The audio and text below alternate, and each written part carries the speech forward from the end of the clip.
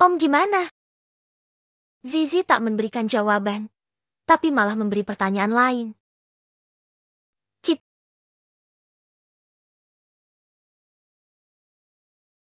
Seusai bercinta dan mandi bareng tadi, Zizi dan Om Erik duduk di ruang tamu sambil menikmati masakan yang tadi Zizi olah. Biar cepat ya Sisi. Zizi cemberut. Om Erik jadi gemas dan mencubit bibir manyun istrinya. Gitu doang. Om Erik terkekeh. Ia merangkul bahu Zizi agar duduk lebih dekat. Gap kita terlalu besar. Zi, kamu juga dengar apa yang Mama bilang kan? Zizi mengangguk. Atau, kamu ingin menyerah? Bab ke-31. Om gimana? Zizi tak memberikan jawaban, tapi malah memberi pertanyaan lain. Kita menikah juga karena kesalahpahaman. Karena mereka mengira kita lagi mesum padahal tidak. Apa Om Erik mau menyerah? Om Erik menggeleng. Kalau aku menyerah, tidak perlu capek-capek membuat buku nikah. Tidak perlu keluar uang untuk itu juga. Zizi terdiam. Ia sendiri sadar diri siapa dirinya. Hanya dengan melihat rumah besar itu, Zizi sudah merasa sangat kecil. Ia sangat tahu tak sebanding dengan keluarga suaminya. Tapi, bukan dia yang menginginkan pernikahan itu. Bukan karena sebuah kesengajaan dari Zizi. Bagaimana? Kamu ingin menyerah? Tanya Om Erik sekali lagi.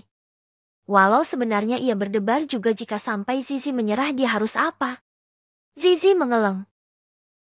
Om kaya, buat apa Zizi menyerah? Om Erik malah tertawa mendengar jawaban jujur istrinya.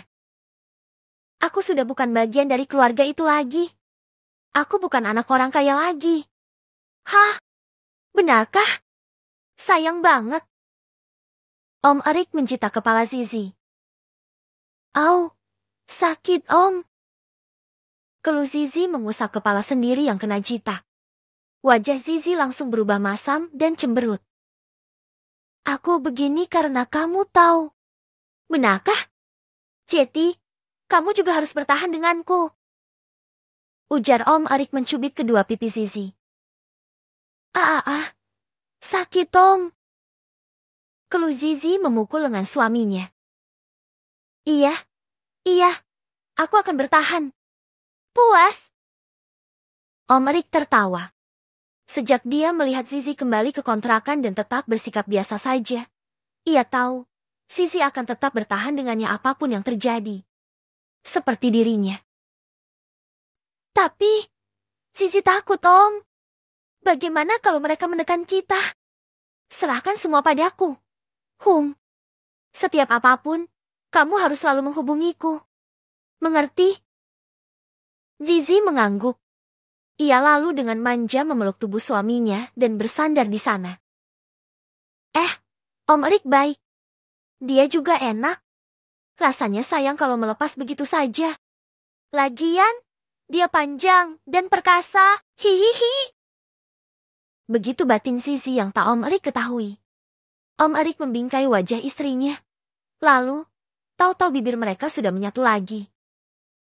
Awasi terus gadis itu. Baik Nyonya.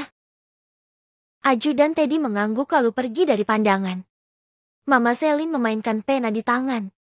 Pikirannya terus melayang kemana-mana. Erik bahkan rela melepaskan jubah kemewahan yang dia terima demi gadis itu.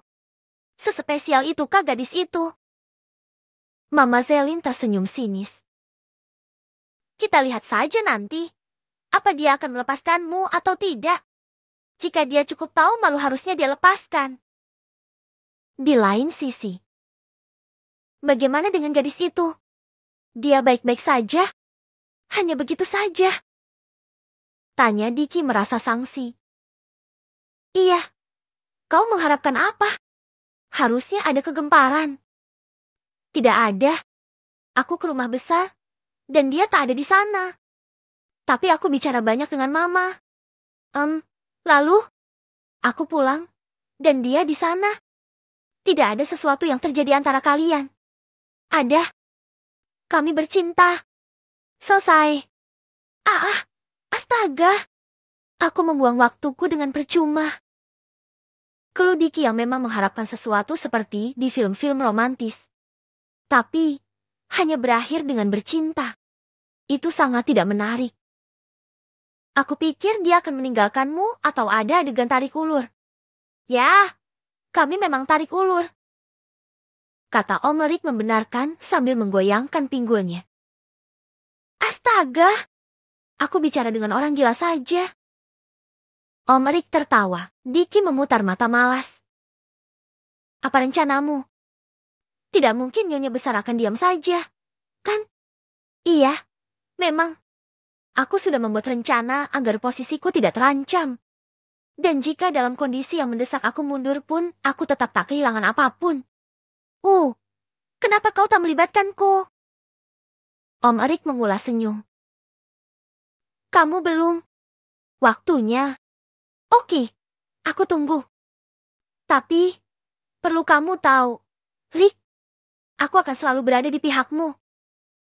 Om Erik tersenyum lagi. Aku tahu. Om Erik dan Diki memang sudah sejak lama bersahabat. Bahkan Om Erik juga yang menarik Diki ke perusahaan keluarga itu. Sebagai sekretarisnya. Diki juga tahu masalah gadis yang memiliki masa lalu dengan Rick itu. Hanya saja, dia baru-baru ini tahu jika Rick sudah berhasil menikahi gadis itu. Hari terus berlalu, Om Erik memang tidak datang lagi ke rumah besar. Bahkan, tak pernah lagi menghubungi keluarga.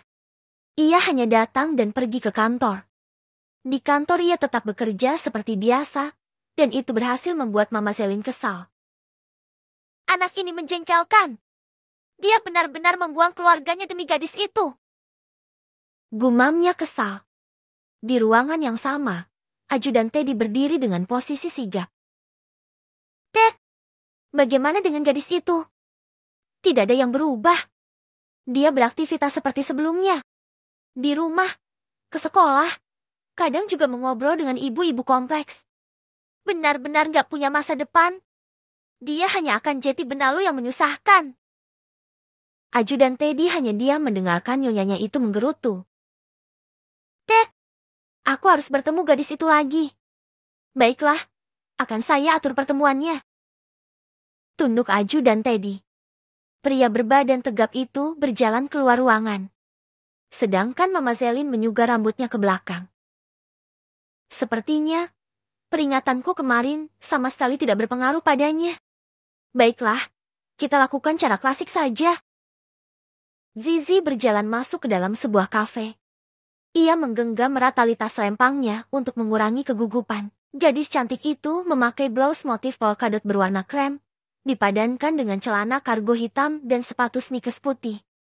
Dia mengedarkan pandangan mencari seseorang. Lalu pandangannya terhenti pada seorang wanita yang pernah dia temui. Mama Selin. Ia lantas berjalan ke arah sana, dan berhenti tepat di hadapan Mama Selin. Duduklah. Perintah wanita yang masih terlihat cantik itu. Zizi duduk. Kau tahu, Rick tidak pernah pulang ke rumah, kata Mama Selin. Kata Om Erik, itu urusan dia dengan keluarganya. Tangan Mama Selin mengepal kuat di bawah meja. Jengkel, kesal, marah. Kenapa Tante memanggil Zizi? Tanya Zizi. Begini. Mama Selin menegakkan punggungnya dan bersandar di kursi. Kamu masih sangat muda. Masa depanmu juga masih sangat panjang. Rasanya sayang jika dihabiskan hanya bersama dengan Rick. Katanya dengan tangan terlipat di dada. Tapi, kamu bisa kuliah dimanapun kamu mau. Kamu juga bisa dapatkan sejumlah beasiswa dan tentu saja uang yang tidak sedikit. Dengan syarat, kamu harus bercerai dari Rick. Sambung Mama Selin. Om Erik sudah mengatur agar Zizi bisa kuliah di universitas yang Zizi mau. Bibir Mama Selin menipis, menelan rasa kesalnya tanpa ingin terlihat oleh gadis di depannya ini. Ia tersenyum, senyum sinis dan dipaksakan ramah. Bagaimana dengan uangnya? Uang? Alis Zizi bertaut. 200 juta, Mama Selin tersenyum lagi melihat Zizi yang kebingungan tapi terlihat cukup tertarik itu. Aku akan menambah uang 200 juta jika kamu mau berpisah dari Rick. Ujarnya. Bagaimana? Zizi diam berpikir. 200 juta bukan uang yang sedikit. Nona, pikirkanlah baik-baik. Zizi menarik napas panjang dan membuka mulutnya, berucap. Bab ke-32.